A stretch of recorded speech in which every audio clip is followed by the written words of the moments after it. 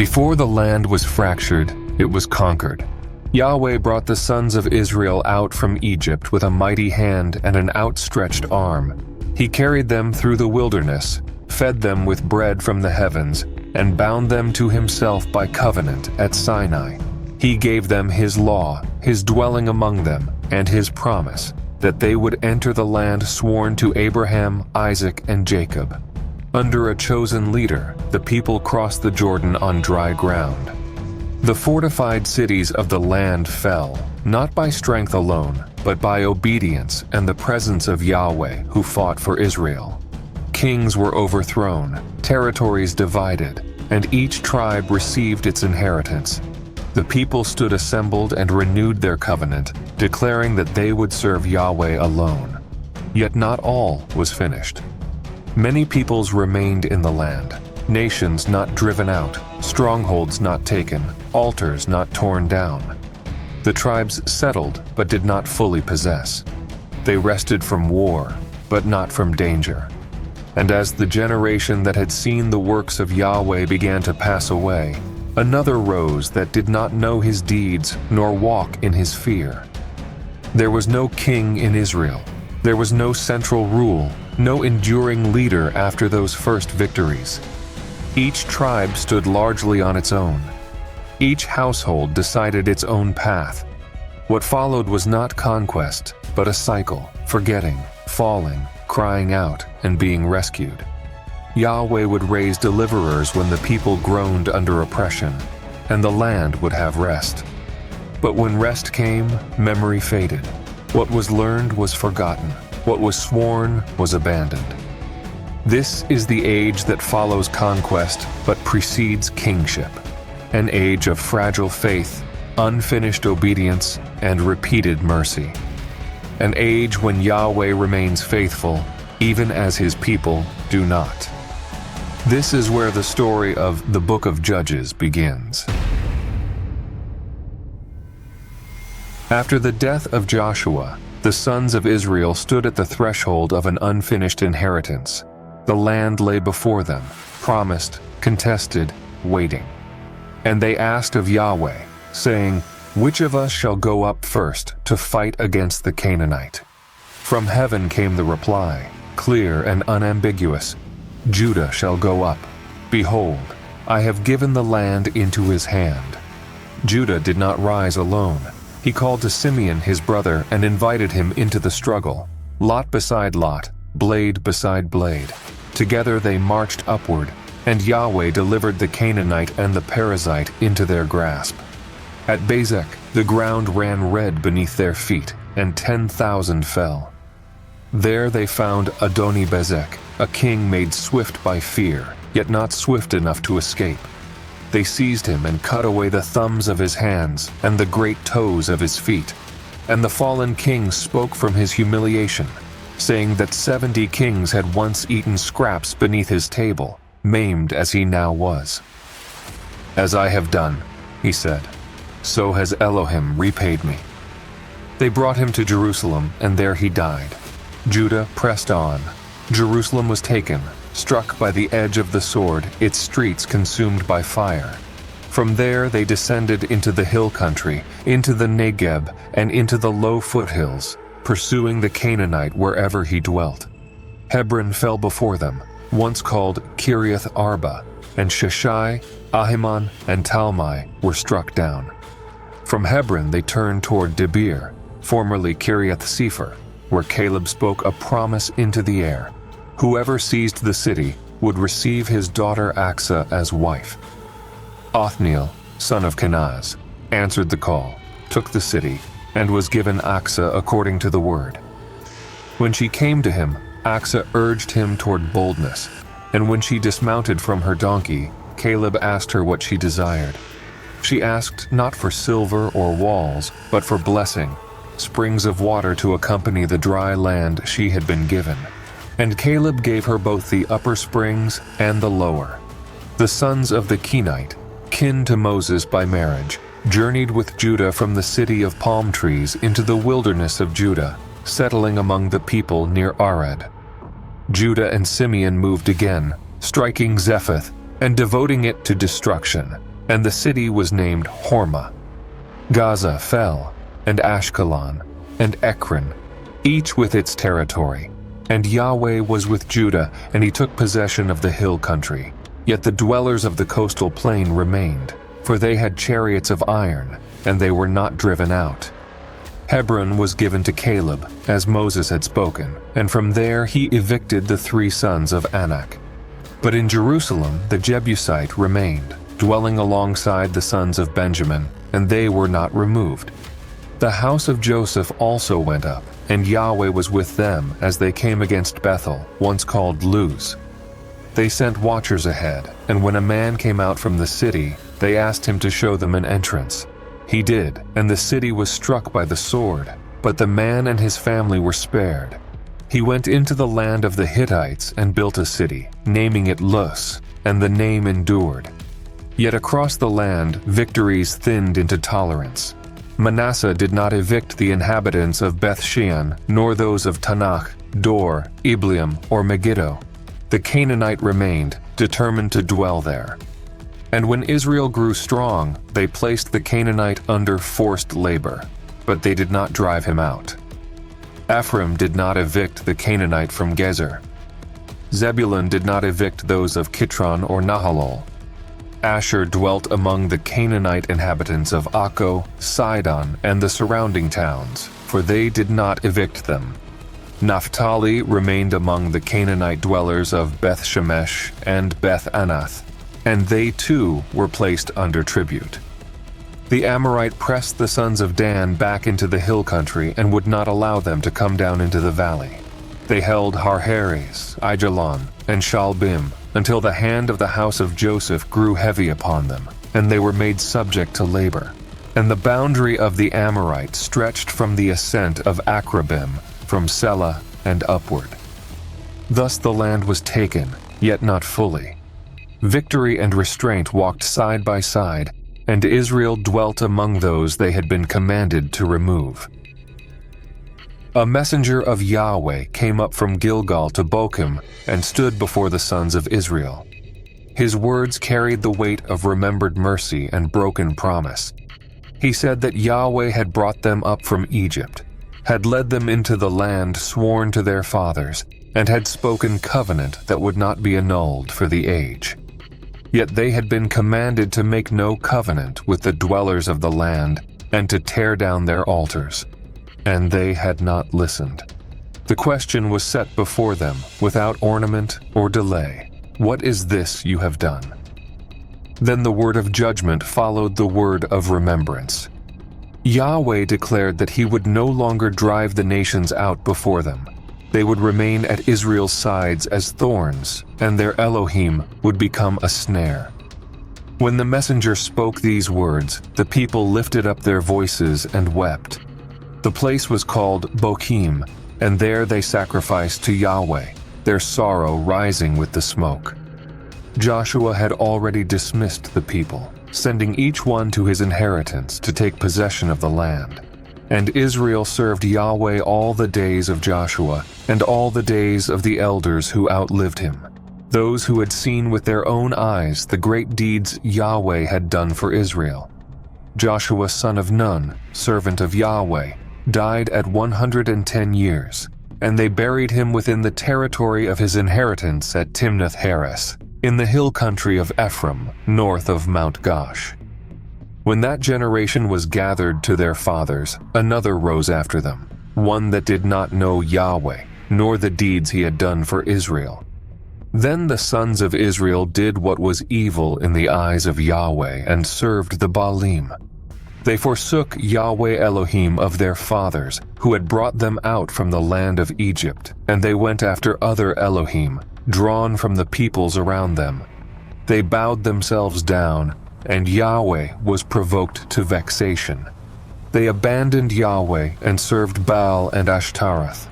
The anger of Yahweh burned against Israel. He gave them into the hands of those who plundered them and sold them into the grasp of enemies on every side, until they could no longer stand before them. Wherever they went, the hand of Yahweh was against them for evil, just as he had spoken and sworn. Their distress grew heavy and unrelenting. Then Yahweh raised up judges, and through them he saved Israel from the hands of their plunderers. Yet even to the judges they would not listen. They prostituted themselves after other Elohim and bowed down to them, turning quickly aside from the way their fathers had walked, the way of obedience to the instruction of Yahweh. When Yahweh raised up a judge, he was with that judge and delivered Israel all the days of his life, for Yahweh was moved to mercy by their groaning under oppression and affliction. But when the judge died, the people turned back. They became more corrupt than those before them, pursuing other Elohim, serving and bowing down, refusing to abandon their practices or their stubborn ways. The anger of Yahweh burned again, and he said that because this nation had transgressed the covenant commanded to their fathers and had not listened to his voice, he would no longer drive out the nations that remained when Joshua died. Through them, Israel would be tested to see whether they would keep the ways of Yahweh and walk in them as their fathers had done. So Yahweh left those nations in place. He did not drive them out swiftly, nor had he given them into the hand of Joshua. These were the nations that Yahweh left in the land to test Israel, those who had not known the wars of Canaan. They remained so that the generations of the sons of Israel might learn warfare, those who had not known it before. The 5 chieftains of the Philistines, all the Canaanite, the Sidonian, and the Hivite who dwelt on Mount Lebanon, from Mount Baal Hermon to the entrance of Hamath. Through them, Israel was tested, to know whether they would listen to the instructions of Yahweh, given to their fathers through Moses. And the sons of Israel dwelt among the Canaanite, the Hittite, the Amorite, the Perizzite, the Hivite, and the Jebusite. They took the daughters of these peoples as wives and gave their own daughters to their sons, and they served their Elohim. Thus the sons of Israel did what was evil in the eyes of Yahweh. They forgot Yahweh their Elohim and served the Baalim and the Asheroth.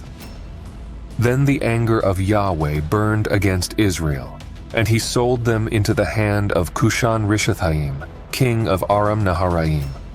For 8 years the sons of Israel served him. But when they cried out to Yahweh, Yahweh raised up a savior for the sons of Israel, Othniel son of Kenaz, the younger kinsman of Caleb, and he brought them deliverance. The Spirit of Yahweh came upon him, and he judged Israel.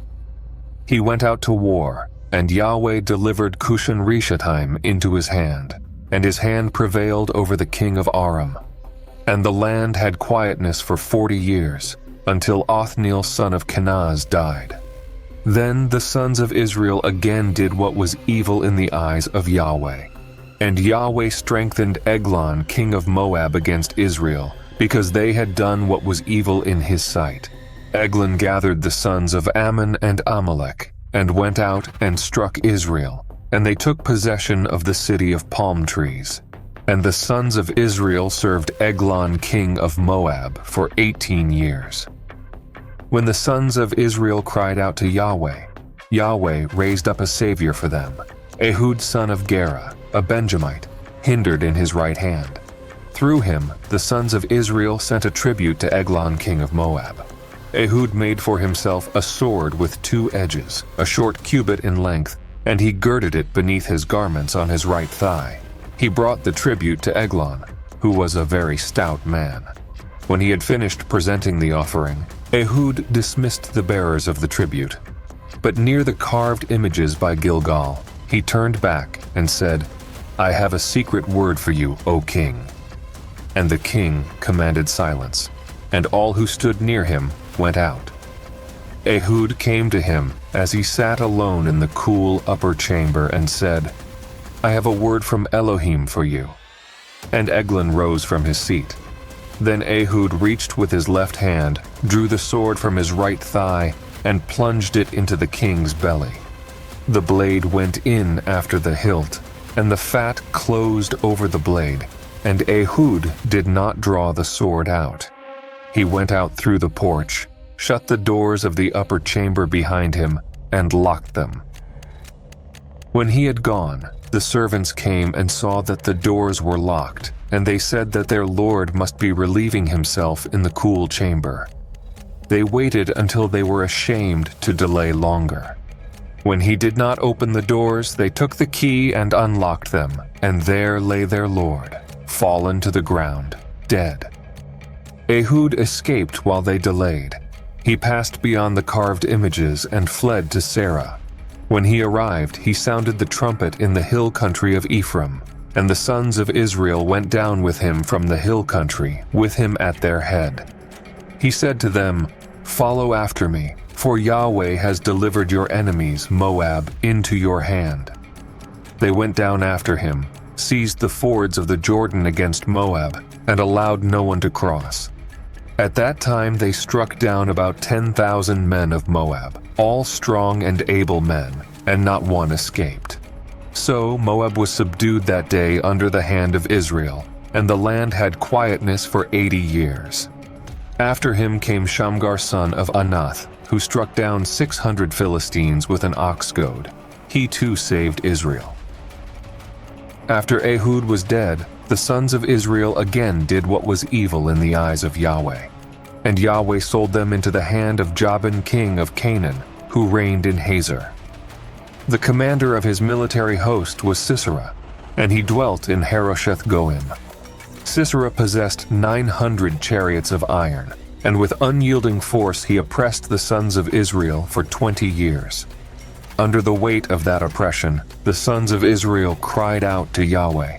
At that time there was a woman, Deborah, a prophetess, the wife of Lapidoth, and she was judging Israel. She sat beneath the palm tree that bore her name, between Ramah and Bethel in the hill country of Ephraim, and the sons of Israel went up to her to seek judgment. From that place she sent and called Barak son of Abinoam from Kadesh in Naphtali. She spoke to him the command of Yahweh Elohim of Israel, that he was to go and draw out to Mount Tabor, taking 10,000 men from Naphtali and Zebulun. Sisera, with his chariots and his multitude, would be drawn to Wadi Kishon, and there Yahweh would deliver him into Barak's hand. Barak answered her with hesitation, saying that he would go only if she went with him, and that if she did not go, he would not go. Deborah agreed to go with him, but she spoke plainly. The journey would not bring honor to him, for Yahweh would sell Sisera into the hand of a woman. Then Deborah arose and went with Barak to Kadesh. Barak summoned Zebulun and Naphtali, and 10,000 men went up behind him, and Deborah went up with him. At that time Heber the Kenite had separated from the other Kenites and pitched his tent by the oak at Zanannim near Kadesh. When Sisera was told that Barak had gone up to Mount Tabor, he summoned all his chariots, 900 chariots of iron, and all the force with him, and they marched from Harosheth Goim to Wadi Kishon. Then Deborah said to Barak, "Arise, for this is the day in which Yahweh has delivered Sisera into your hand. Has not Yahweh gone out before you?" And Barak charged down from Mount Tabor with 10,000 men after him. And Yahweh threw Sisera and all his chariotry and all his force into confusion before Barak by the edge of the sword. Sisera descended from his chariot and fled on foot. Barak pursued the chariots and the force as far as Harosheth Goim, and all the host of Sisera fell by the sword. Not one remained. Sisera fled on foot to the tent of Jael, the wife of Heber the Kenite, for there was peace between Jabin king of Hazor and the house of Heber. Jael went out to meet Sisera and said to him not to fear, but to turn aside into her tent. She covered him with a rug, and when he asked for water because he was thirsty, she opened a skin of milk and gave him a drink, then covered him again. He told her to stand at the entrance of the tent and deny his presence if anyone came seeking him. While he lay stupefied, Jael took a tent peg and placed the hammer in her hand. She approached him quietly and drove the peg through his temple until it struck the ground. His body convulsed, and he died. When Barak came in pursuit of Sisera, Jael went out to meet him and led him inside. There lay Sisera, fallen dead, the peg through his temple. On that day Elohim subdued Jabin king of Canaan before the sons of Israel, and the hand of the sons of Israel continued to press harder against Jabin king of Canaan until they cut off Jabin king of Canaan. On that day, Deborah and Barak son of Abinoam lifted their voices together and sang. Their song rose as remembrance and proclamation, calling attention to leaders who took command in Israel and to a people who offered themselves willingly. Blessing was given to Yahweh, for the battle had been his. They summoned kings and rulers to listen, declaring that they themselves would sing to Yahweh, making melody to Yahweh Elohim of Israel. They spoke of his going forth from Seir, of his march from the fields of Edom, when the earth quaked and the heavens poured down rain. The mountains trembled before Yahweh. Even Sinai shook at the presence of Yahweh Elohim of Israel. They were called days of fear and abandonment, in the time of Shamgar son of Anath, and in the days of Jael, when caravans ceased and travelers avoided the roads, taking crooked paths instead. Life in Israel had faded from the villages until Deborah arose, until a mother arose in Israel. New Elohim had been chosen, and conflict pressed into the gates, yet no shield or spear was seen among 40,000. Deborah declared her heart bound to the leaders of Israel and to the people who willingly offered themselves. Again, blessing was given to Yahweh. Riders on donkeys, judges seated in their places, and travelers along the road were called to reflect.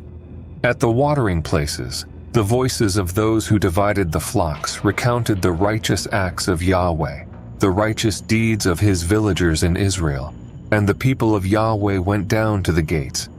The song summoned Deborah to awaken and Barak to rise, to take captive those who had taken captive Israel. From Ephraim came those who pressed into the valley, with Benjamin following among their kin. From Machir came leaders, and from Zebulun those who bore the staff of command. The chiefs of Issachar stood with Deborah, and Issachar followed Barak into the valley. But questions were spoken over those who remained behind. Reuben lingered among the sheepfolds, listening to the piping of the flocks, torn by inner debate. Gilead stayed beyond the Jordan. Dan lingered by the ships. Asher remained by the shore, dwelling by his coves. Yet Zebulun risked their lives to the point of death, and Naphtali did the same on the heights of the field. They sang of kings who came and fought, the kings of Canaan at Tanakh by the waters of Megiddo, yet they took no spoil of silver. From the heavens the stars fought. From their courses they fought against Sisera. The Wadi Kishon swept them away, an ancient torrent, and the song urged the soul onward in strength. The pounding of hooves was heard as horses charged in full gallop. A curse was spoken against Meroz by the messenger of Yahweh, for its inhabitants did not come to the help of Yahweh, to the help of Yahweh among the mighty. But blessing was pronounced over Jael, wife of Heber the Kenite, most blessed among women who dwell in tents. When Sisera asked for water, she gave him milk. In a noble bowl she brought him curds. Her hand reached for the tent peg, her right hand for the hammer, and she struck Sisera, crushing his head, piercing and shattering his temple. At her feet he bowed and fell. Where he bowed, there he fell, destroyed. The song turned to the window of Sisera's mother, gazing out, peering through the lattice, wondering why his chariot delayed and why the sound of wheels lingered.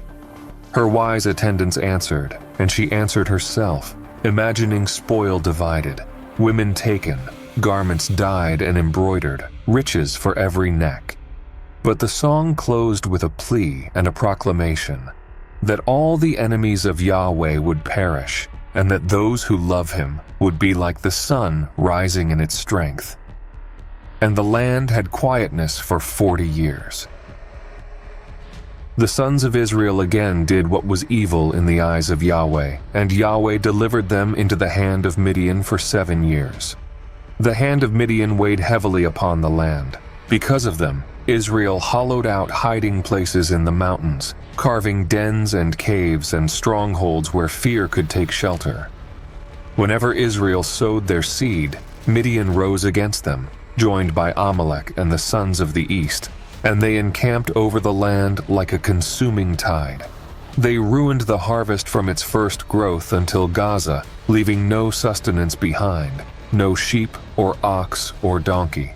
They came with tents and livestock in numbers beyond counting, like locusts spreading across the earth, and the land was laid waste beneath them. Israel was brought very low because of Midian, and the sons of Israel cried out to Yahweh. When they cried out, Yahweh sent a prophet to them, who spoke in his name, reminding them that Yahweh Elohim had brought them up from Egypt, had led them out from the house of servitude, had rescued them from the hand of their oppressors, and had given them the land of those driven out before them. He had said, I am Yahweh, your Elohim. You shall not fear the Elohim of the Amorite in whose land you dwell. Yet they had not listened. Then a messenger of Yahweh came and sat beneath the terebinth at Ophrah, which belonged to Joash the Abiezrite. His son Gideon was there, beating out wheat in the winepress, hiding his labor from Midian. The messenger appeared to him and said, Yahweh is with you, mighty man of valor. Gideon answered in disbelief, asking why trouble had overtaken them if Yahweh was truly with them, and where the wonders told by their fathers had gone. He said that now Yahweh had abandoned them and delivered them into Midian's hand. But Yahweh turned toward him and said, Go in this strength of yours and save Israel from the hand of Midian. Have I not sent you? Gideon answered with fear, saying that his clan was the weakest in Manasseh, and that he himself was the least in his father's house. Yahweh answered him, saying that he would be with him, and that Midian would fall as one man. Gideon asked for a sign, that he might know it was truly Yahweh who spoke. He brought an offering of meat and unleavened bread, setting it upon a rock at the messenger's instruction. When the messenger of Yahweh touched the offering with the tip of his staff, fire rose from the rock and consumed it, and the messenger vanished from Gideon's sight. Gideon perceived that he had seen a messenger of Yahweh, and fear overtook him. But Yahweh spoke peace to him, telling him not to fear, for he would not die. Gideon built an altar there and named it Yahweh Shalom. That same night, Yahweh commanded Gideon to tear down his father's altar to Baal and cut down the Asherah beside it, and to build an altar to Yahweh Elohim in its place, offering a bull upon it. Gideon did as he was commanded, but he did it by night, for he feared his father's household and the people of the city. When morning came, the people discovered what had been done and demanded Gideon's death.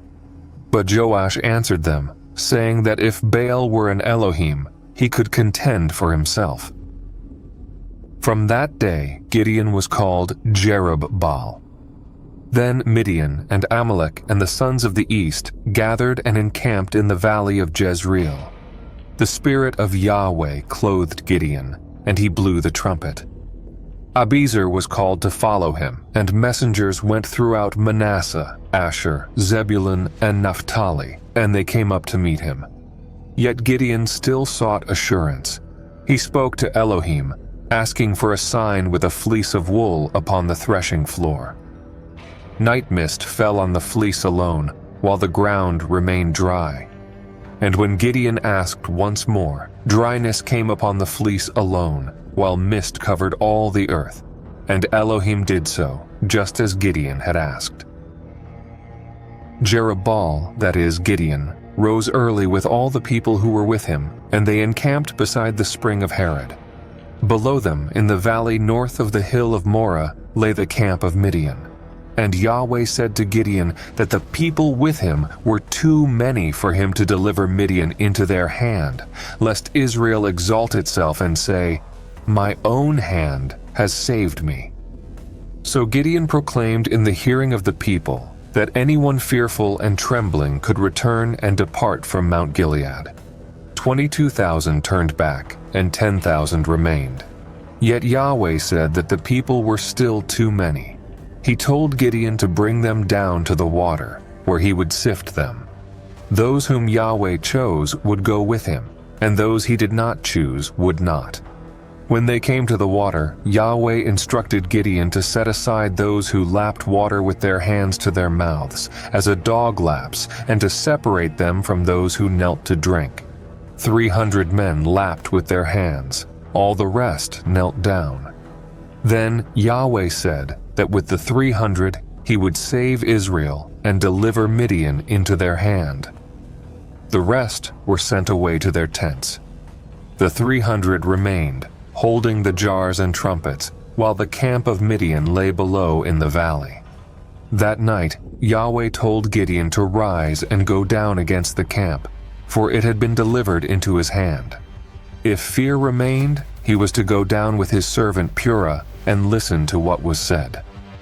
Gideon went down to the outposts, where Midian, Amalek, and the sons of the east lay spread across the valley like locusts, their camels without number, like sand along the seashore.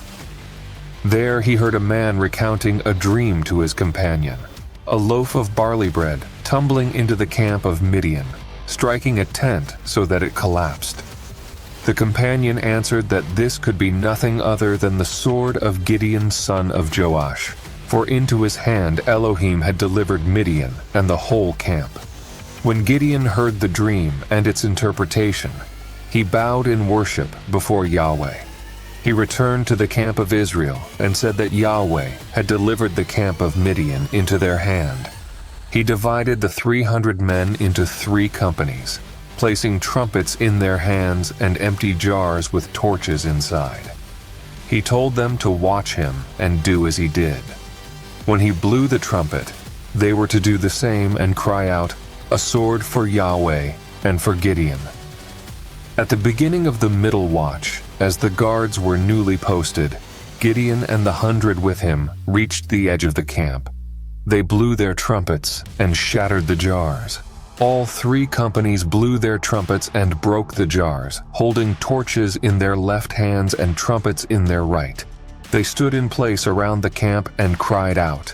Then the entire camp was thrown into panic. As the 300 blew their trumpets, Yahweh set each man's sword against his fellow throughout the camp, and the force fled toward Beth-shittah, toward Zererah, as far as the border of Abel-Meholah by Tabbath. Men of Israel were summoned from Naphtali, Asher, and all Manasseh, and they pursued Midian. Gideon sent messengers through the hill country of Ephraim, calling them to seize the waters along the Jordan as far as Beth-barah. They captured the fords and seized the chiefs of Midian, Oreb and Zeb. Oreb was killed at the rock of Oreb, and Zeb at the winepress of Zeb. They pursued Midian and brought the heads of Oreb and Zeb to Gideon beyond the Jordan. The men of Ephraim came to Gideon with sharp words, contending fiercely with him for not calling them when he went to fight against Midian. Gideon answered them with measured humility, asking what he himself had accomplished compared to them. He reminded them that Elohim had delivered into their hands Oreb and Zeb, the chiefs of Midian, and that the gleanings of Ephraim were greater than the full harvest of Abiezer. When he spoke this way, their anger subsided, and their spirit softened toward him.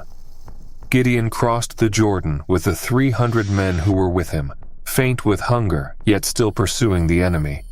He asked the men of Succoth for bread for those who followed him, for they were exhausted while chasing Zebah and Zalmunna, the kings of Midian. But the leaders of Succoth answered with doubt, asking whether the kings were already in his hand. Gideon replied that when Yahweh delivered Zebah and Zalmunna into his hand, he would thresh their flesh with the thorns and brambles of the wilderness. From there, he went to Penuel and spoke to them in the same way, but they answered as Succoth had. Gideon declared that when he returned safely, he would tear down their tower. Zebah and Zalmunna were then in Karkor, with what remained of their force, about 15,000 men, for the rest had fallen. Gideon approached by way of the tent dwellers east of Nobah and Jogbehah, and struck the camp while it was unsuspecting.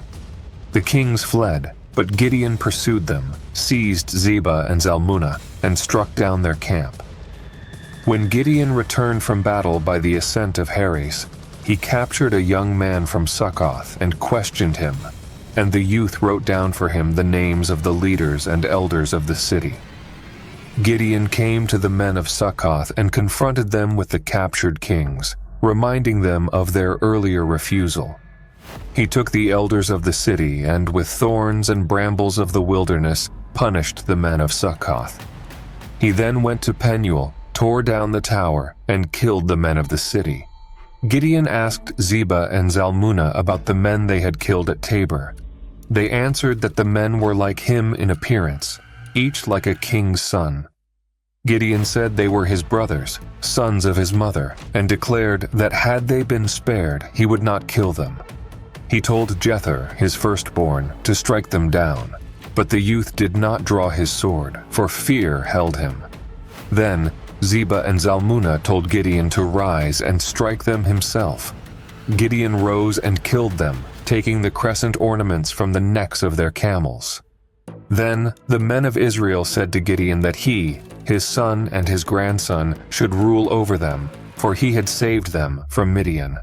Gideon refused, saying that neither he nor his son would rule over them, and that Yahweh alone would rule over Israel. Yet he asked them for a request, that each man give him a gold pendant from the spoil. They agreed and spread out a garment, and each cast a pendant upon it. The weight of the gold came to 1,700 shekels, apart from the ornaments, cloaks, and necklaces taken from the kings. Gideon made an ephod from the gold and placed it in Ophrah, his city. All Israel prostituted themselves after it there, and it became a snare to Gideon and to his household. Midian was subdued and did not lift its head again, and the land had quietness for 40 years in the days of Gideon. Jerubbaal, son of Joash, went and dwelt in his house.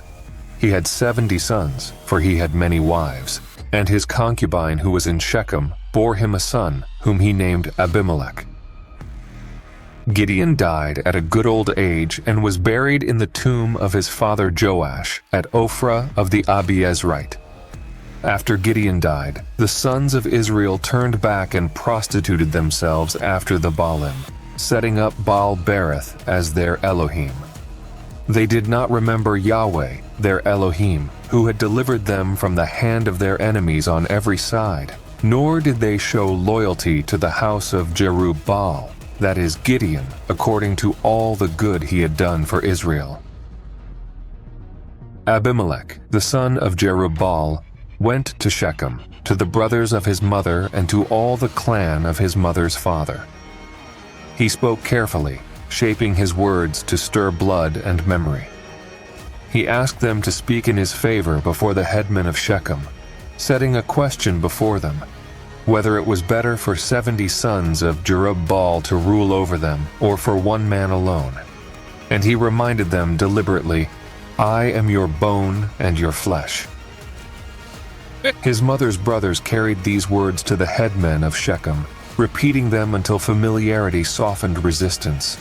Their hearts inclined toward Abimelech, and they said among themselves, "He is our brother." From the house of Baal-berith they gave him 70 pieces of silver. With this silver Abimelech hired reckless and empty men, those eager for gain and violence, and they followed him wherever he went. He came to his father's house at Ophrah. There, upon one stone, he slaughtered his brothers, the sons of Jerubbaal, 70 men in a single act of bloodshed. Only Jotham, the youngest, escaped, for he had hidden himself. When the deed was done, all the headmen of Shechem and all Beth Millo gathered together. Beneath the oak at the pillar in Shechem, they made Abimelech king. When Jotham was told what had happened, he went up and stood on the summit of Mount Gerizim. From there, he lifted his voice and called out to the headmen of Shechem, demanding that they listen, so that Elohim might listen to them. He spoke in the form of a parable, recalling how the trees once went out to anoint a king over themselves. They first asked the olive tree to rain, but the olive refused to abandon its richness by which Elohim and men are honored. They turned to the fig tree, which would not forsake its sweetness and good fruit. They asked the vine, but it would not leave its wine that brings joy to Elohim and men. At last they came to the thorn bush, which agreed to rain, offering its shade and threatening that fire would come from it to consume the cedars of Lebanon. Jotham then spoke plainly. If the headmen of Shechem had acted in truth and integrity when they made Abimelech king, if they had dealt rightly with Jerubbaal and his house, remembering how his father had fought for them and risked his life to rescue them from Midian, then they could rejoice in Abimelech, and he in them. But if not, then fire would come from Abimelech to devour Shechem and Beth Millo, and fire would come from Shechem and Beth Millo to devour Abimelech. Having spoken this, Jotham fled. He ran to Beer and lived there, keeping himself hidden from his brother. Abimelech ruled over Israel for 3 years. Then Elohim sent an evil spirit between Abimelech and the headmen of Shechem. Distrust took root, and the headmen dealt treacherously with him, so that the violence done to the 70 sons of Jerubbaal might be repaid, both upon Abimelech, who had killed them, and upon the men of Shechem, who had strengthened his hand. They set ambushes on the hilltops, robbing all who passed by, and word of this reached Abimelech. Gaal, son of Ebed, came to Shechem with his brothers, and the headmen of the city put their confidence in him. They went out into the fields, gathered grapes from their vineyards, trod them, and held festal celebrations. They entered the house of their Elohim, ate and drank, and cursed Abimelech. Gaal spoke openly, questioning who Abimelech was and why Shechem should serve him. He urged them instead to serve the men of Hamor, the father of Shechem, and boasted that if the people were under his command, he would drive Abimelech away and challenge him to come out with a larger force. Zabul, the chief of the city, heard the words of Gaal, son of Ebed, and his anger burned. By deceit, he sent messengers to Abimelech, warning him that Gaal and his brothers were stirring rebellion. He urged Abimelech to come by night with his men and lie in ambush, then rise early and strike when the city came out. Abimelech came by night with all his force and set 4 companies in ambush around Shechem. In the morning, Gaal stood at the city gate. When he saw people descending from the hills, Zebul dismissed his concern, saying it was only shadows. But Gaal looked again and saw bands advancing, one coming from the direction of the Oak of the Soothsayers. Then Zebul confronted him, reminding him of his earlier boasts and urging him to go out and fight. Gaal went out before the headmen of Shechem and fought Abimelech. Abimelech pursued him, and many fell slain as far as the city gate. Abimelech withdrew to Arumah, while Zebul drove Gaal and his brothers out of Shechem. The next day, the people went out into the fields. When Abimelech was told, he took his force and divided it into 3 companies, lying in wait. As the people came out of the city, he rose against them and struck them down. One company stood at the city gate, while the others swept through the fields, killing all they found. Abimelech fought against the city all that day. He captured it, killed its inhabitants, tore it down, and sowed it with salt. When the headmen of the tower of Shechem heard this, they fled into the stronghold of the house of El-Berith. Abimelech went up Mount Zalmon with his men.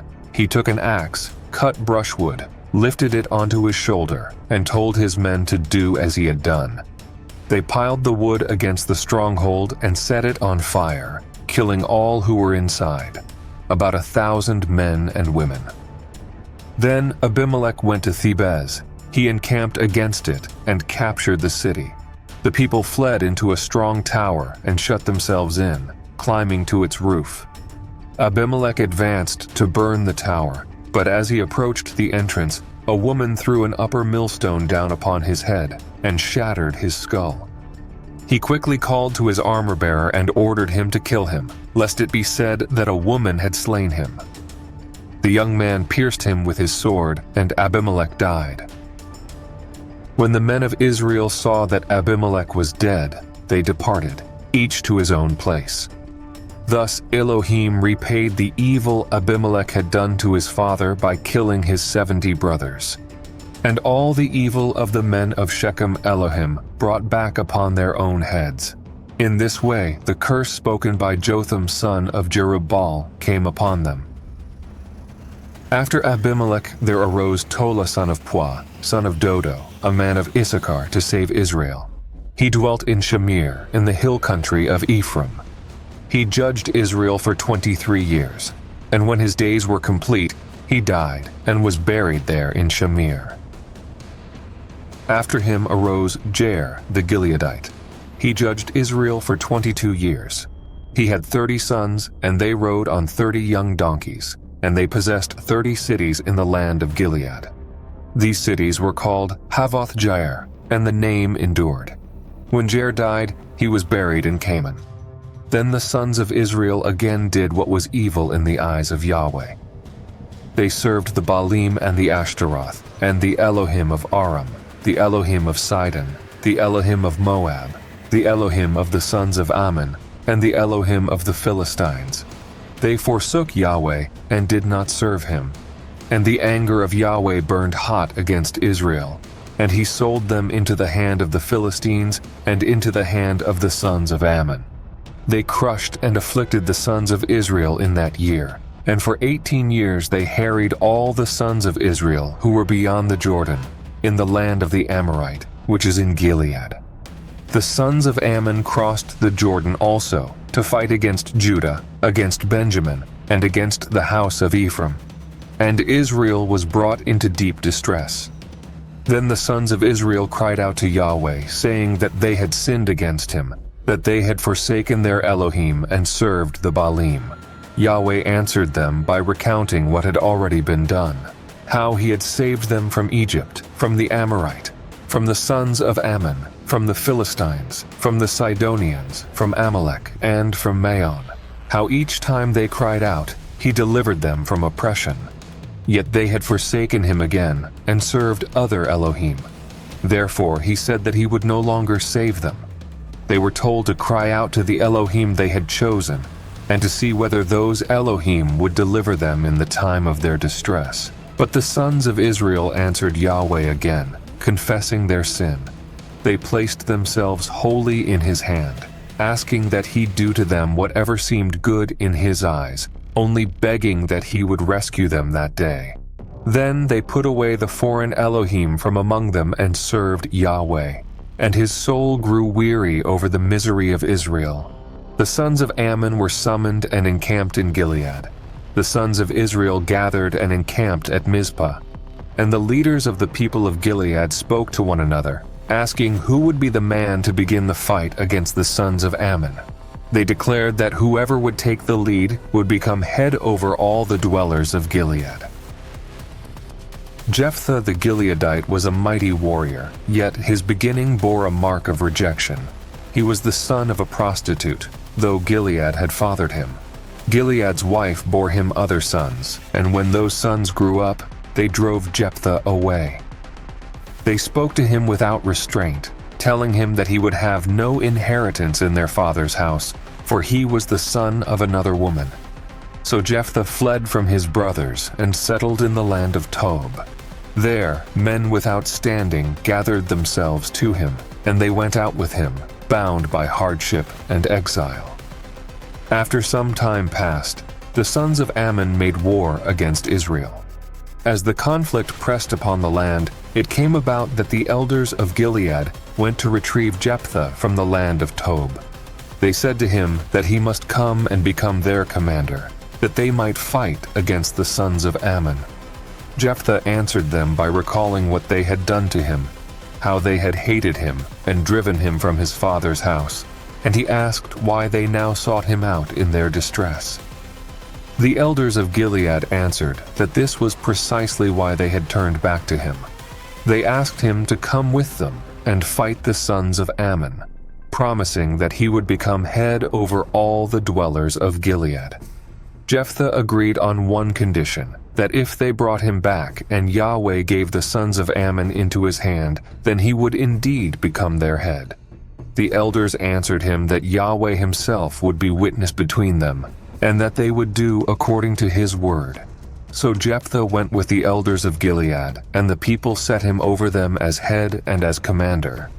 At Mizpah, Jephthah spoke all his words again before Yahweh. Jephthah then sent messengers to the king of the sons of Ammon, asking why he had come to make war against his land. The king answered that when Israel came up from Egypt, they took his land, from the Arnon to the Jabbok and as far as the Jordan, and demanded that it now be restored peacefully. Jephthah sent messengers again and replied carefully, recounting the history of Israel's journey. He declared that Israel had not taken the land of Moab or of the sons of Ammon. When Israel came up from Egypt, they traveled through the wilderness to the Sea of Weeds and came to Kadesh.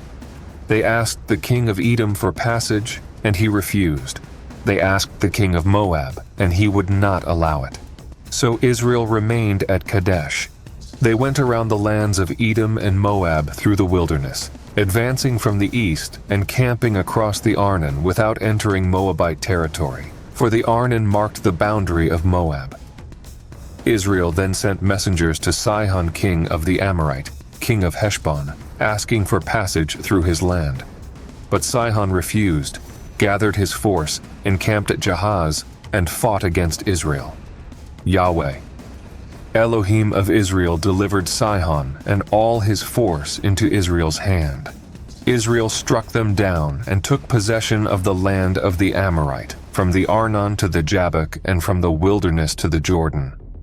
Jephthah declared that since Yahweh Elohim had driven out the Amorite before his people Israel, no one else had claim to the land. Whatever Chemosh allowed his people to possess, they possessed. And whatever Yahweh had driven out before Israel, Israel would possess. He asked whether the king of Ammon was greater than Balak son of Zippor, king of Moab, who did not contend with Israel nor fight against them. Israel had dwelt in Heshbon and its towns, in Aroer and its towns, and in all the cities along the Arnon for 300 years. Why had they not been reclaimed then? Jephthah declared that he had not sinned against Ammon, but that Ammon was doing wrong by making war. He placed judgment in the hands of Yahweh, the judge, between Israel and the sons of Ammon. The king of the sons of Ammon did not listen to the words Jephthah sent him. Then the spirit of Yahweh came upon Jephthah. He passed through Gilead and Manasseh, went by Mizpah of Gilead, and advanced against the sons of Ammon.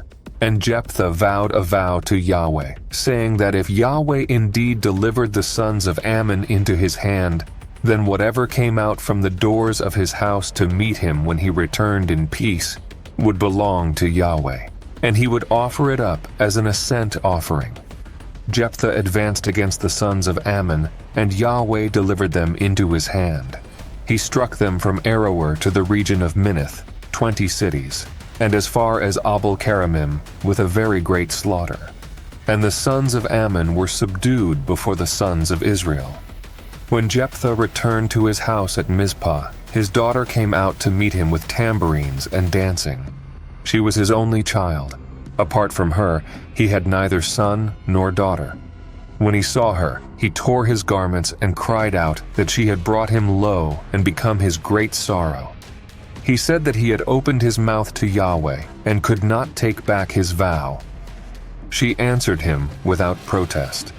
She said that since he had opened his mouth to Yahweh, he must do to her according to what had gone forth from his mouth, since Yahweh had taken vengeance for him upon his enemies, the sons of Ammon. She asked only one thing, that she be left alone for 2 months, that she might go with her companions into the hills and weep over her virginity. Jephthah agreed and sent her away for 2 months. She went with her companions and lamented her virginity in the hills. At the end of 2 months, she returned to her father, and he carried out his vow that he had vowed. She had never known a man. From this came a custom in Israel. From year to year, the daughters of Israel would go to lament the daughter of Jephthah the Gileadite 4 days in the year. The men of Ephraim were summoned, and they crossed over to Zaphon. They confronted Jephthah with anger, demanding to know why he had gone to fight against the sons of Ammon without calling them to go with him. Their words were not restrained, for they threatened to burn his house over him with fire. Jephthah answered them directly. He said that he and his people had been in bitter conflict with the sons of Ammon, and that the pressure upon them had been severe. He told them that he had called for Ephraim, yet they had not come to deliver him from the enemy's hand. When he saw that no help would come, he had taken his life into his own hands and advanced against the sons of Ammon, and Yahweh had delivered them into his hand. He asked why they had now come up against him, seeking to fight against their own brother. The dispute did not end with words. Jephthah gathered all the men of Gilead, and they fought against Ephraim. The men of Gilead struck down Ephraim, who had spoken contemptuously, calling the Gileadites renegades, fugitives cut off from Ephraim and Manasseh. Gilead seized the fords of the Jordan and held them against Ephraim, controlling the crossing places. When any Ephraimite who had escaped the fighting came to the fords and asked to cross, the men of Gilead questioned him, asking whether he was an Ephraimite. If he said that he was not, they demanded that he pronounce a single word. They told him to say Shibboleth. If he said Sibboleth, unable to form the word correctly, they seized him and killed him there at the fords of the Jordan. At that time, 42,000 men of Ephraim fell. Jephthah judged Israel for 6 years.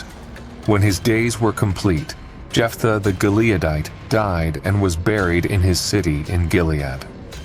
After him, Ibzan of Bethlehem judged Israel. He had 30 sons, and he sent 30 daughters away in marriage outside his clan. And for his sons he brought in 30 daughters from outside. He judged Israel for 7 years. Then Ibzan died and was buried in Bethlehem. After him, Elon the Zebulunite judged Israel for 10 years. When Elon the Zebulunite died, he was buried in Aijalon, in the land of Zebulun. After him, Abdon son of Hillel the Pirathonite judged Israel. He had 40 sons and 30 grandsons, who rode on 70 young donkeys. He judged Israel for 8 years. Then Abdon son of Hillel the Pirathonite died and was buried in Pirathon, in the land of Ephraim, in the hill country of the Amalekite. Again, the sons of Israel did what was evil in the eyes of Yahweh, and Yahweh delivered them into the hand of the Philistines for 40 years. The weight of that domination settled heavily upon the land, and Israel lived long under foreign rule. There was a certain man from Zorah, from the clan of the Danites. His name was Manoah, and his wife was barren. She had borne no child. To her, in her barrenness, a messenger of Yahweh appeared. He spoke to her with certainty, telling her that though she had not borne a child, she would conceive and give birth to a son. He warned her to be careful. She was not to drink wine or intoxicating drink, nor eat anything unclean. The messenger declared that the child she would bear would be set apart. No razor was to touch his head, for the boy would be a Nazirite to Elohim from the womb. From the beginning of his life, he would be consecrated, and he would begin to save Israel from the hand of the Philistines. The woman went and told her husband what had happened. She described the man who appeared to her as one sent by Elohim, whose presence inspired fear. She did not know where he came from, nor had he told her his name. She repeated his words, including the command that she abstain from wine and unclean food. For the child would be a Nazirite from the womb until the day of his death. Manoah entreated Yahweh, asking that the man of Elohim be sent again, that he might instruct them how to raise the child who was to be born. Elohim heard Manoah's voice, and the messenger came again to the woman as she sat alone in the field. Manoah was not with her. She ran quickly to tell her husband, and together they returned to the man. Manoah asked him directly if he was the one who had spoken to his wife, and the messenger answered that he was. Manoah asked what rule of life should govern the boy. The messenger repeated what he had said before. The woman was to guard herself carefully, abstaining from all that came from the grapevine, from wine and intoxicants, and from all that was unclean. Everything commanded to her she was to observe. Manoah asked the messenger to stay so that they might prepare a young goat for him. The messenger replied that he would not eat their food, but if they wished to make an offering, it must be offered to Yahweh. Manoah did not yet know that he was speaking with a messenger of Yahweh. He asked the man for his name, so that when his words came to pass, they might honor him. The messenger answered that his name was beyond understanding, marvelous. Manoah took the young goat and the grain offering and offered them upon a rock to Yahweh. As Manoah and his wife watched, something wondrous occurred. When the flame rose up from the altar toward heaven, the messenger of Yahweh ascended in the flame itself. At once, Manoah and his wife fell on their faces to the ground. The messenger did not appear to them again. Then Manoah understood that he had seen a messenger of Yahweh, and fear overtook him. He said to his wife that they would surely die, for they had seen Elohim. But his wife answered with calm discernment, saying that if Yahweh had intended to kill them, he would not have accepted their offering, nor shown them such things, nor spoken such promises. The woman bore a son and called his name Samson. The child grew, and Yahweh blessed him. And the Spirit of Yahweh began to stir him, to agitate him with restlessness and strength in the camp of Dan, between Zorah and Eshtaol. Samson went down toward Timnah, and while he was there, his eyes were drawn to a woman from among the daughters of the Philistines. When he returned home, he spoke plainly to his father and his mother, telling them what he had seen and demanding that they take her for him as a wife. His parents answered him with resistance, asking whether there was no woman among his own kin, among the people of Israel, that he would seek a wife from the uncircumcised Philistines. Yet Samson pressed them, unmoved by counsel, saying only that she was upright in his eyes.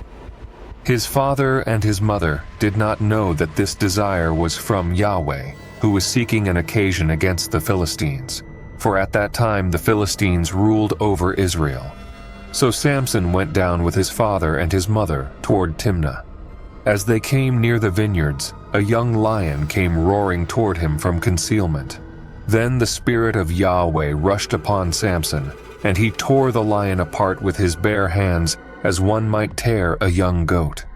There was nothing in his hands, yet he told neither his father nor his mother what he had done. He continued on his way and spoke with the woman, and she remained pleasing in his eyes. After some time, when he returned to take her as his wife, he turned aside to look at the carcass of the lion. There, within the body of the dead beast, was a swarm of bees and honey. Samson reached down, took the honey in his hands, and ate as he walked. When he came to his father and mother, he gave some to them, and they ate as well. But he did not tell them where the honey had come from. His father went down to the woman, and Samson prepared a feast there, as was the custom for young men. When the Philistines saw him, they brought 30 companions to be with him. Samson spoke to them and proposed a riddle, promising that if they could solve it within the 7 days of the feast, he would give them 30 garments and 30 changes of clothing. But if they failed, they would owe him the same. They agreed and urged him to speak. He said to them, "Out of the eater came forth food, and out of the strong came forth sweetness."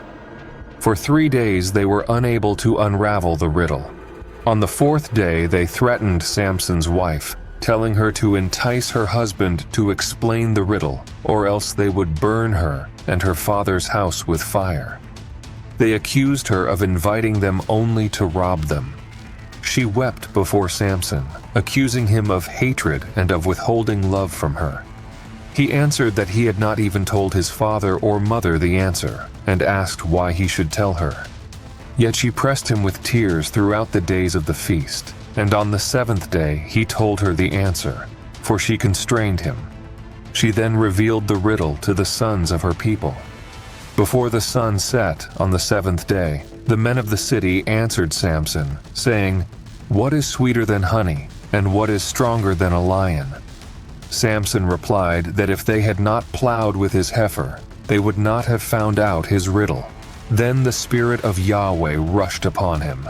He went down to Ashkelon, struck down 30 men, took their garments, and gave them to those who had unraveled the riddle. His anger burned hot within him as he returned to his father's house. And Samson's wife was given to his companion, the one who had been his groomsman. After some time, in the days of the wheat harvest, Samson went to visit his wife, bringing with him a young goat. He spoke as one who expected welcome, asking to go into his wife's chamber.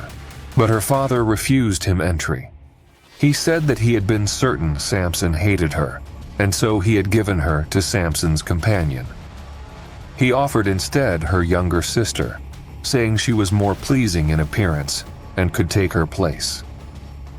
Samson answered with restrained fury.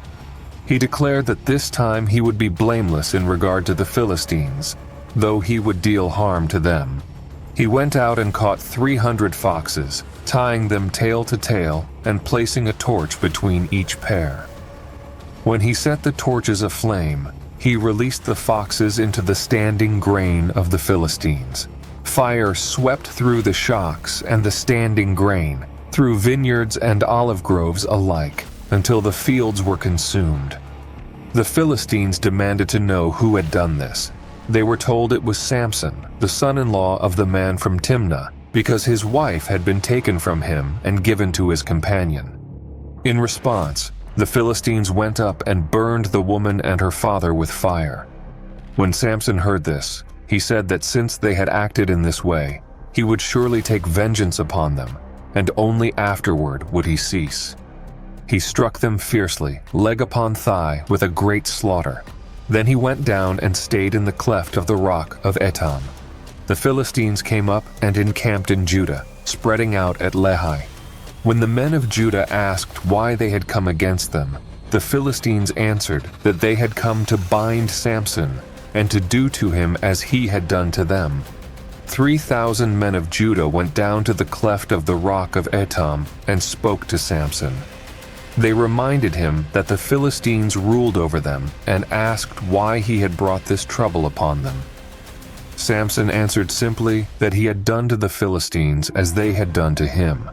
They told him they had come to bind him and deliver him into the hands of the Philistines. Samson agreed on one condition, that they swear not to attack him themselves. They swore, saying they would only bind him and hand him over, not kill him. So they bound him with 2 new ropes and brought him up from the rock. When Samson came to Lehi, the Philistines shouted in triumph as they met him. Then the Spirit of Yahweh rushed upon him. The ropes on his arms became like burned flax, and the bonds melted from his hands. He saw a fresh jawbone of a donkey, reached out and took it, and with it struck down 1,000 men. Afterward he spoke aloud, saying that with the jawbone of a donkey he had piled them in heaps, and with the jawbone of a donkey he had struck down 1,000 men. When he finished speaking, he threw the jawbone from his hand, and he called that place Ramath Lehi. He became very thirsty and called out to Yahweh, acknowledging that this great deliverance had come by his hand, yet fearing that he would now die of thirst and fall into the hands of the uncircumcised. So Elohim split open the hollow place at Lehi, and water flowed out. When Samson drank, his spirit returned, and he revived. Therefore the place was called En-Hakkore, which is at Lehi to this day. And Samson judged Israel in the days of the Philistines for 20 years.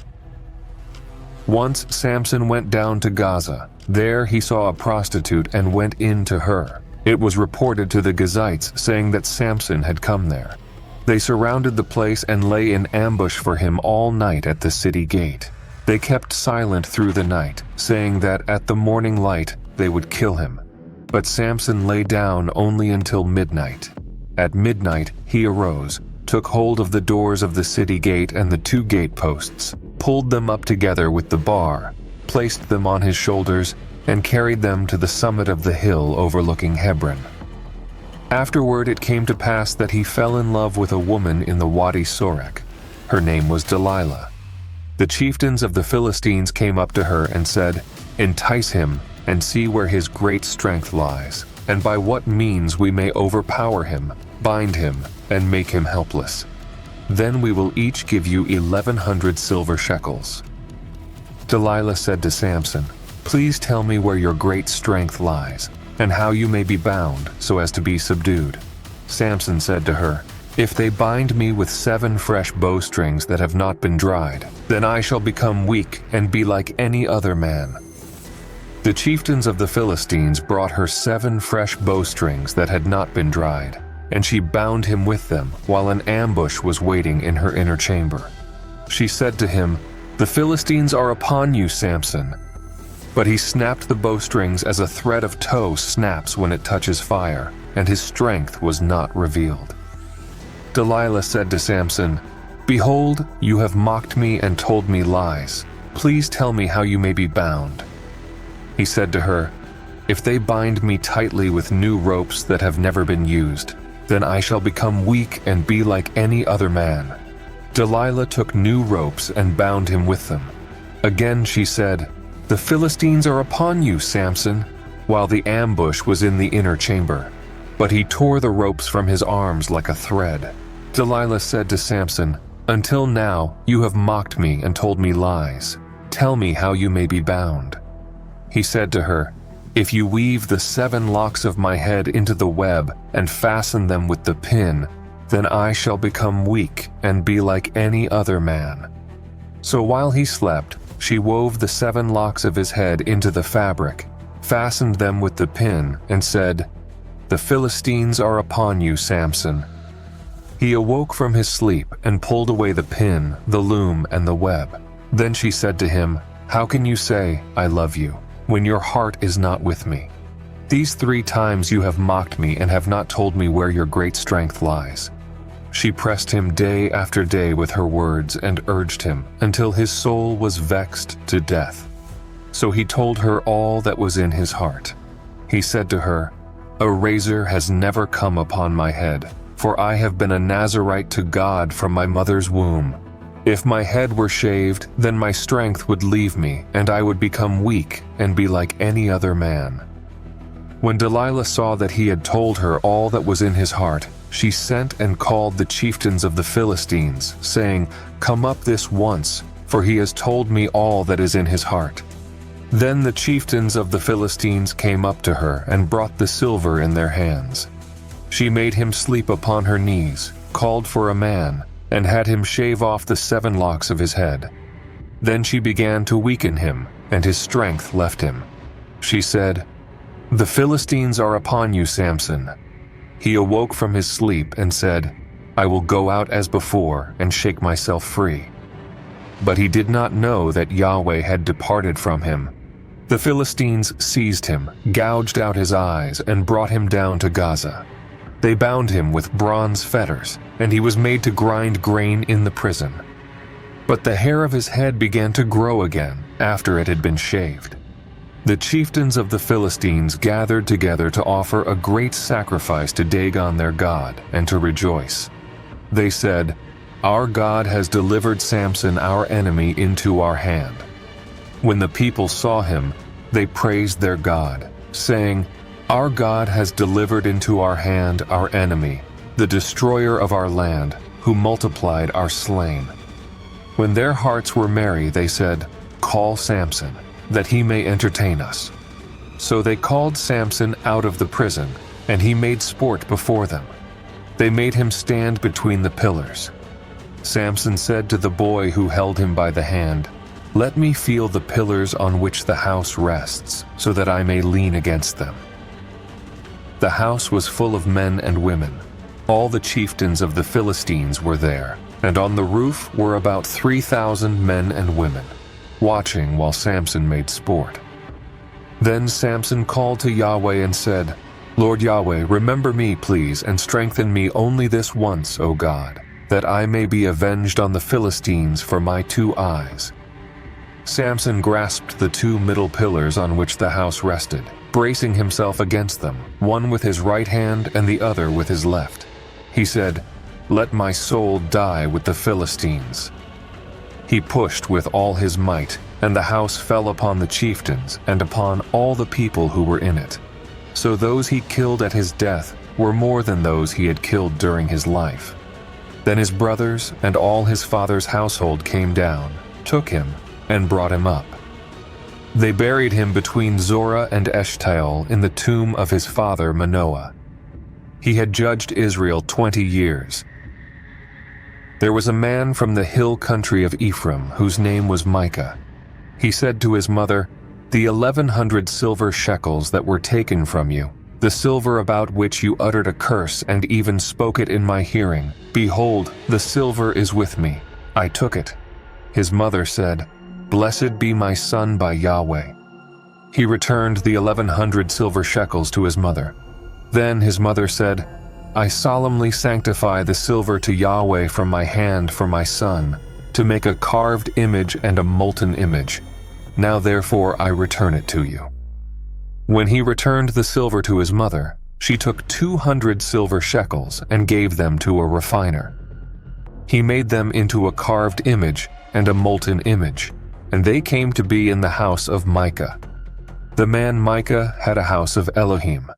He made an ephod and teraphim, and he ordained one of his sons, who became his priest. In those days there was no king in Israel. Each man did what was upright in his own eyes. There was a young man from Bethlehem in Judah, from the clan of Judah. He was a Levite, and he was sojourning. The man departed from the city of Bethlehem in Judah to sojourn wherever he might find a place. As he made his way, he came to the hill country of Ephraim, to the house of Micah. Micah said to him, "From where do you come?" He said to him, "I am a Levite from Bethlehem in Judah, and I am going to sojourn wherever I may find a place." Micah said to him, "Dwell with me, and be a father and a priest to me. I will give you 10 silver shekels a year, an array of clothes, and your sustenance." So the Levite went in.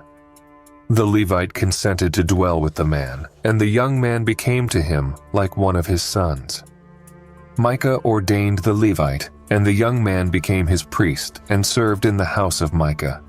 Then Micah said, "Now I know that Yahweh will bring good to me, for the Levite has become my priest." In those days there was no king in Israel, and in those same days the tribe of Dan was seeking an allotment in which to dwell.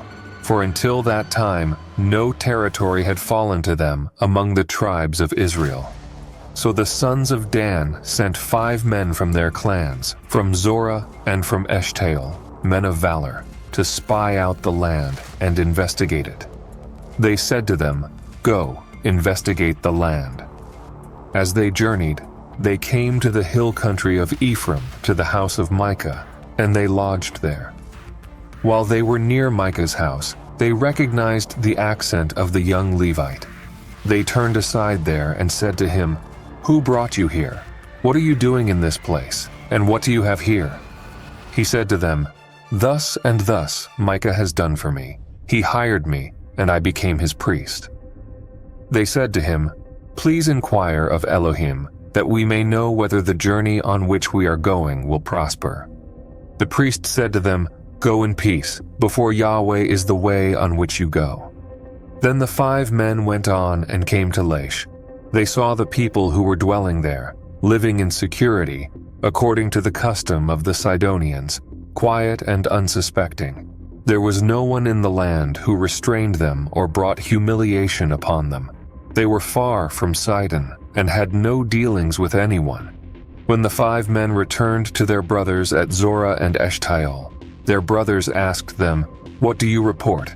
They said, "Rise up, and let us go up against them, for we have seen the land, and behold, it is very good. Do not be hesitant, do not delay to go, enter, and possess the land. When you arrive, you will come to an unsuspecting people. The land is broad, and Elohim has given it into your hand, a place where there is no lack of anything that is in the earth." So 600 men of the tribe of Dan, girded with weapons of war, set out from Zorah and Eshtaol. They went up and encamped at Kiriath Jearim in Judah.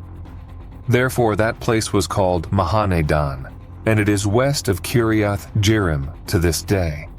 From there they passed on to the hill country of Ephraim and came to the house of Micah. Then the 5 men who had gone to spy out the land of Lachish said to their brothers, "Do you know that in these houses there are an ephod, teraphim, a carved image and a molten image? Now consider what you will do." They turned aside there and came to the house of the young Levite, to the house of Micah, and asked after his welfare. The 600 men of the sons of Dan, girded with their weapons of war, stood at the entrance of the gate. The 5 men who had gone to spy out the land went up and entered the house. They took the carved image, the ephod, the teraphim, and the molten image, while the priest stood at the entrance of the gate with the 600 men armed for war. When those men entered the house of Micah and took the carved image, the ephod, the teraphim, and the molten image, the priest said to them, "What are you doing?" They said to him, "Be silent. Put your hand over your mouth and come with us. Be a father and a priest to us. Is it better for you to be priest to the house of one man, or to be priest to a tribe and a clan in Israel?" The heart of the priest was glad. He took the ephod, the teraphim, and the carved image, and went among the people.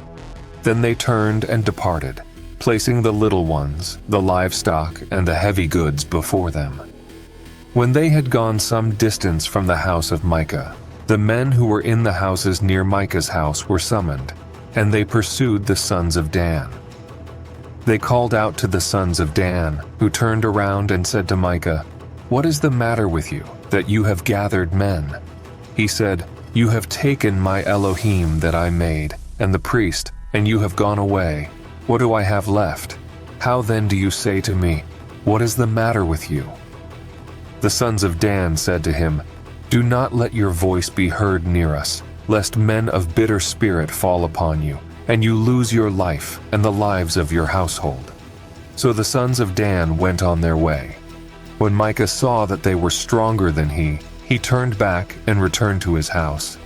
They took what Micah had made and the priest who had belonged to him, and they came against Lachish, against a people quiet and unsuspecting. They struck them with the edge of the sword and burned the city with fire. There was no one to deliver them, for they were far from Sidon and had no dealings with anyone. The city was in the valley that belongs to Beth-rehob. They rebuilt the city and dwelt in it. They called the name of the city Dan, after the name of Dan their father, who was born to Israel, though the name of the city was formerly Lachish. The sons of Dan set up the carved image for themselves. Jonathan son of Gershom, son of Moses, and his sons were priests to the tribe of Dan until the day of the exile of the land. They kept the carved image that Micah had made set up for themselves all the days that the house of Elohim was in Shiloh. In those days, when there was no king in Israel, a Levite was sojourning in the far reaches of the hill country of Ephraim. He had taken for himself a woman from Bethlehem in Judah as a concubine. The woman turned against him and went away from him to her father's house in Bethlehem in Judah, and she remained there 4 full months. Her husband arose and went after her to speak to her heart and to bring her back. With him were his servant and a pair of donkeys. When he entered her father's house, the young woman's father saw him and rejoiced to meet him. His father-in-law urged him, and he stayed with him 3 days. They ate and drank, and he lodged there. On the 4th day they rose early in the morning, and the Levite prepared to go. But the young woman's father said to his son-in-law, "Sustain your heart with a morsel of bread, and afterward you may go." So they sat down, the 2 of them together, and ate and drank.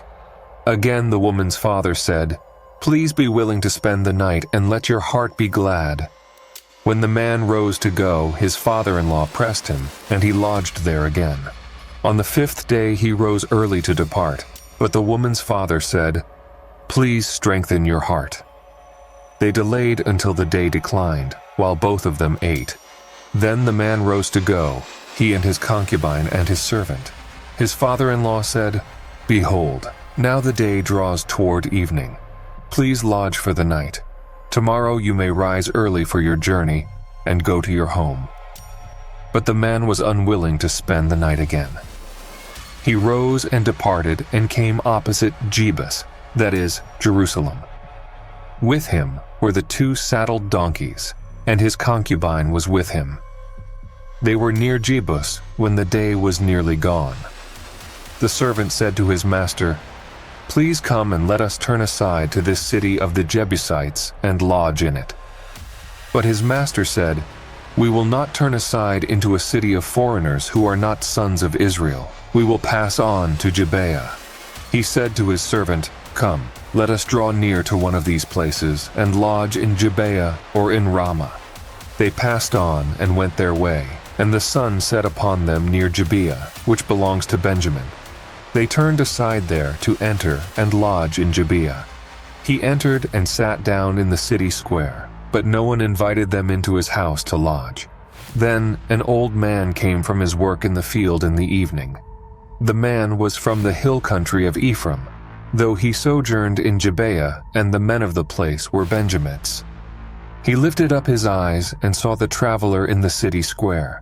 The old man said, "Where are you going, and from where do you come?" He said to him, "We are passing from Bethlehem in Judah to the remote parts of the hill country of Ephraim. I am from there, and I went to Bethlehem in Judah, and now I'm going to the house of Yahweh. Yet no one takes me into his house.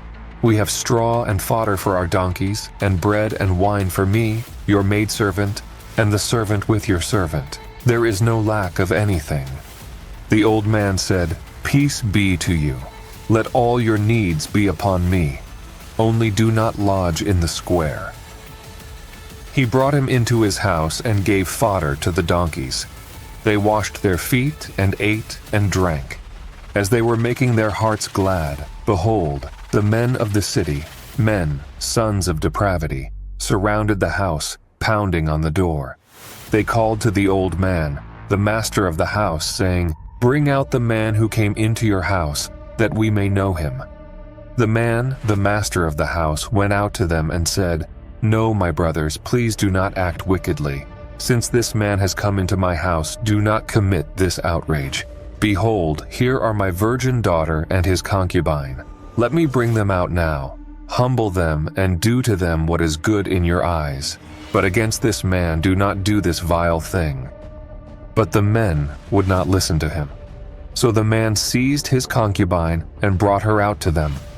They knew her and abused her all night until the morning, and they let her go at the breaking of dawn. The woman came toward morning and fell at the entrance of the house where her lord was, and lay there until daylight. When her lord rose in the morning, opened the doors of the house, and went out to go on his way, behold, there was the woman, his concubine, fallen at the entrance of the house, her hands on the threshold. He said to her, "Get up, let us go." But there was no answer. He lifted her onto the donkey, and the man arose and went to his place. When he came to his house, he took a knife, seized his concubine, and cut her limb by limb into 12 pieces. He sent her throughout all the territory of Israel. And it came to pass that everyone who saw it said, "Such a thing has never happened or been seen from the day the sons of Israel came up from the land of Egypt until this day. Consider it, take counsel, and speak." In those days all the sons of Israel marched forth, from Dan to Beersheba and from the land of Gilead, and the congregation assembled as one man before Yahweh at Mizpah. The cornerstones of all the people, of all the tribes of Israel, took their stand in the assembly of the people of Elohim, 400 contingents of men on foot, drawing the sword. And the sons of Benjamin heard that the sons of Israel had gone up to Mizpah. The sons of Israel said, "Tell us, how was this evil deed committed?" Then the Levite, the husband of the murdered woman, answered and said, "I came to lodge at Gibeah, which belongs to Benjamin, I and my concubine. The possessors of Gibeah rose up against me, surrounded the house against me at night, intending to kill me. They humiliated my concubine, so that she died.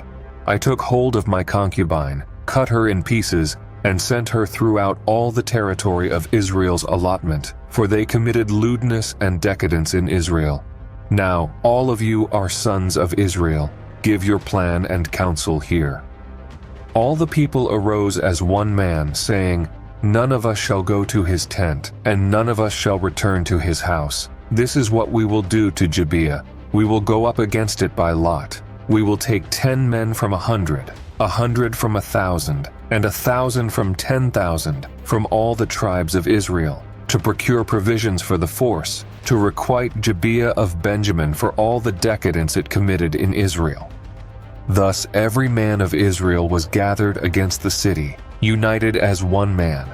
The tribes of Israel sent men through the whole tribe of Benjamin, saying, What is this evil deed that has been committed among you? Now give up the men, the sons of decadence who are in Gibeah, that we may put them to death and take the evil out of Israel. But the sons of Benjamin would not hearken to the voice of their brothers, the sons of Israel. Instead, the sons of Benjamin gathered from their cities to Gibeah to go forth to battle against the sons of Israel. On that day, the sons of Benjamin committed themselves from the cities, 26 contingents of men drawing the sword, besides 700 chosen men from the dwellers of Gibeah. Among all these people were 700 chosen men hampered in their right hand. Every one of them could sling a stone at a hair and not miss. The men of Israel, aside from Benjamin, were 400 contingents of men drawing the sword, all men of war. The sons of Israel arose and went up to Bethel and inquired of Elohim, saying, Who shall go up for us first to battle against the sons of Benjamin? Yahweh replied, Judah first. So the sons of Israel arose in the morning and encamped against Gibeah. The men of Israel went out to battle against Benjamin and arrayed themselves for battle against Gibeah. Then the sons of Benjamin came forth from Gibeah, and on that day struck down 22 contingents of Israelite men to the ground. Yet the force of Israel strengthened themselves, and again arrayed themselves for battle in the same place as on the first day. The sons of Israel went up and wept before Yahweh until evening, and they inquired of Yahweh, saying, Shall I again draw near for battle against my brother, the sons of Benjamin? Yahweh said, Go up against him. The sons of Israel drew near against the sons of Benjamin on the second day. Benjamin came forth from Gibeah to meet them on the second day, and struck down 18 contingents more of the sons of Israel, all drawing the sword.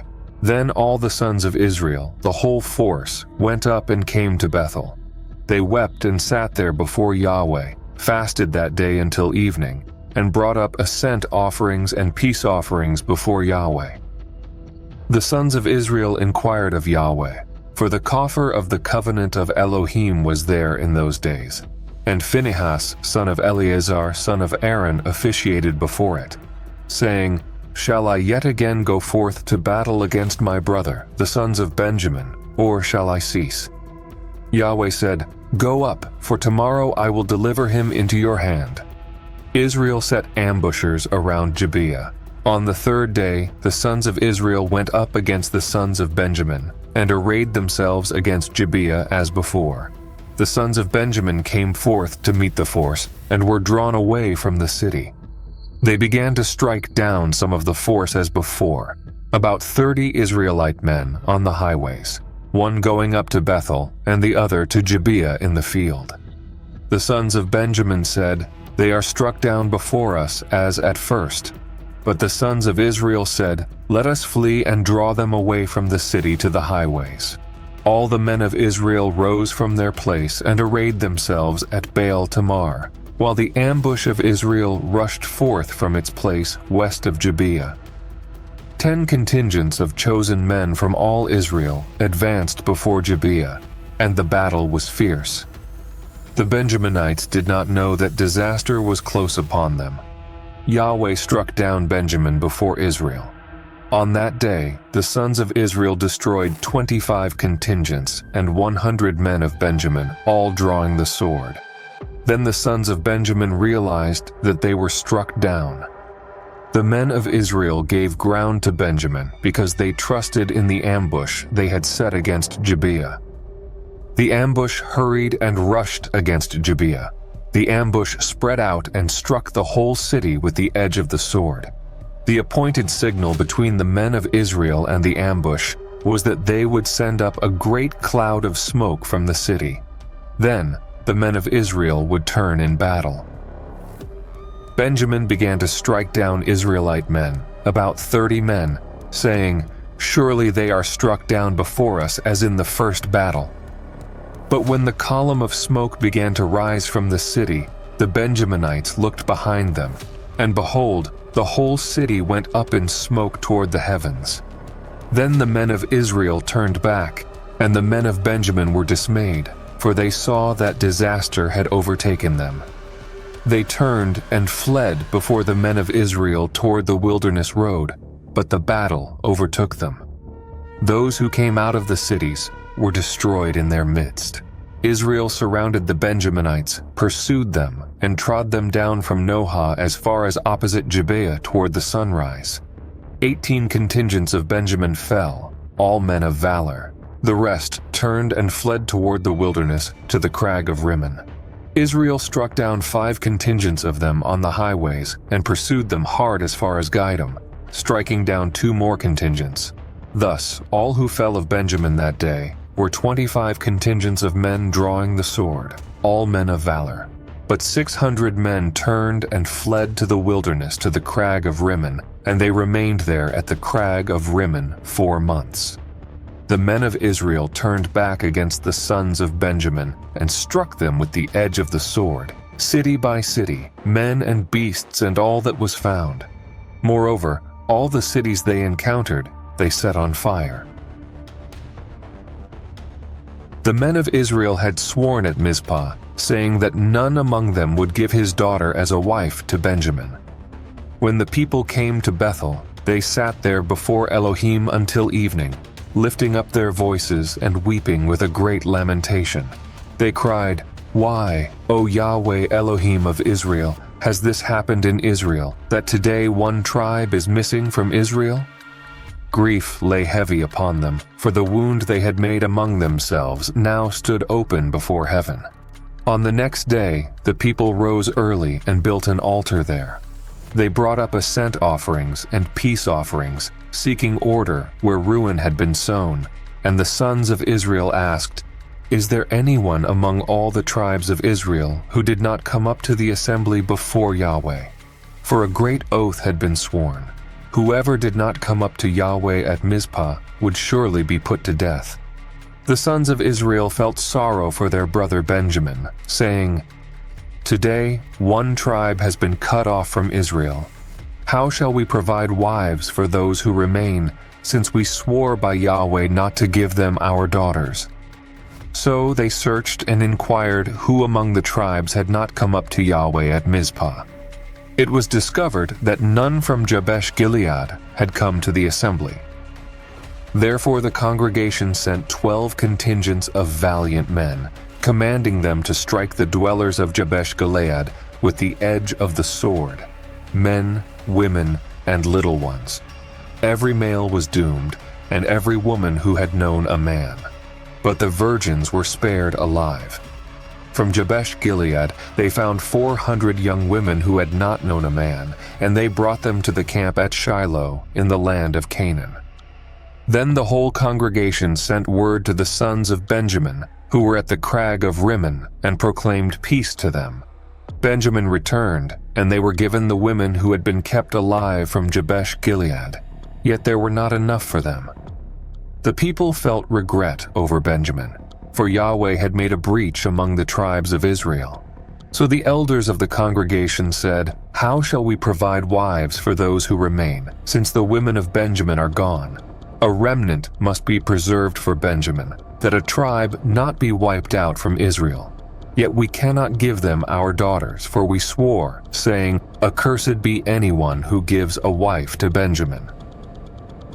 Then they remembered the festival of Yahweh at Shiloh, north of Bethel, east of the highway that goes up from Bethel to Shechem, and south of Lebonah.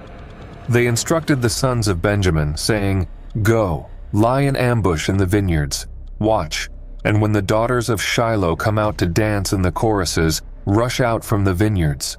Each of you shall seize a wife from the daughters of Shiloh and return to the land of Benjamin." And they said, "If their fathers or brothers come to contend with us, we will say, 'Be gracious to them for our sake.' We did not take wives for them in battle, and you did not give them, so you are not guilty." The sons of Benjamin did so. They seized wives from among the dancers according to their number, and returned to their allotment. They rebuilt their cities and dwelt in them. Then the sons of Israel dispersed from there, each man to his tribe and to his family, each returning to his own allotment. In those days there was no king in Israel. Each man did what was upright in his own eyes. Yet the story does not end in this darkness. From these scattered tribes, from this age when there was no king in Israel, and each man did what was upright in his own eyes, a quieter thread is already being woven. In the days that follow, amid famine and faithfulness, Yahweh will begin again, not with armies, but with loyalty, kindness, and a remnant preserved through covenant love. From Bethlehem will come a story of return and redemption, where loss is answered by mercy and lineage is restored through steadfast devotion. And after that, in the passing of years, the people will cry out not merely for deliverance, but for order, for justice, for a king to judge them like the nations.